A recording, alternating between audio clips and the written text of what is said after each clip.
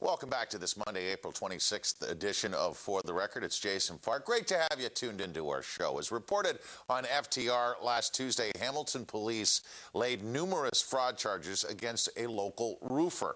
This roofer was operating under 10 different company names. Police say he'd take significant down payments, arrange for building materials to be delivered, but either not start the reno or, if he did, not complete the renovation. Sometimes the work was later inspected and found to be deficient. All right.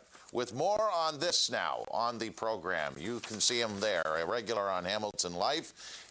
To tell us now how to avoid being taken for a ride by a rogue contractor, we're joined by the owner of Triple R Inc., Bobby Assadourian. Hi, Bob. Hi, Jason. How are you? Thank you for having me here today. Yeah, you know what? I wish I could go down the list. And let me try. Just ask Bob Talk 820.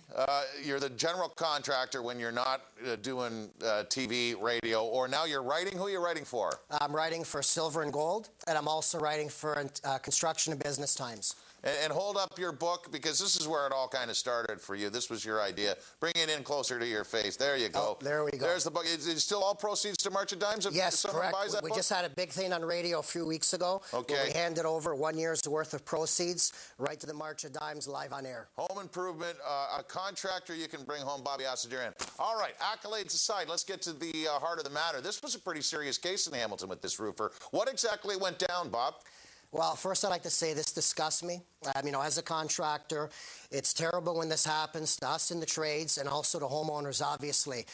This guy was quite a career criminal. Apparently 10 different company names, none of them licensed, a variety of items. He would either outright steal the deposit completely, never show up again, or he would show up, attempt to do the work up subsequently when it was investigated, it wasn't done correctly. So not only have the homeowners lost the deposit and what they've paid towards the job, now they have to hire somebody to finish the job. So it was quite a career criminal. Unfortunately, 3 years, justice at a snail's pace, like I said on the radio show a few weeks ago. These things take time. It took 3 years until he was finally arrested just last week. And again, I hate to say this, but homeowners really have to watch who they're hiring. They have to slow down. Sometimes they're rushing it just a little too much. Okay, we'll get into those 3 R's, the triple R's, as you call them, Bob, in just a sec. But what was he arrested for? He was arrested for fraud. Fraud above and under. So, it goes in a couple of $1,000 increments. He also was arrested for violating several acts of the Ministry of Consumer Affairs. I believe for one, he probably most likely didn't have a cooling off period. Not that he'd care about it, but all homeowners must realize anybody you hire to do home renovations, or pretty well anything you purchase where you're signing a contract, you have 10 days to cancel from the date that you've signed. Now, mind you, it has to be a legitimate firm. If he's a phony to begin with, he won't honor the 10-day cooling period.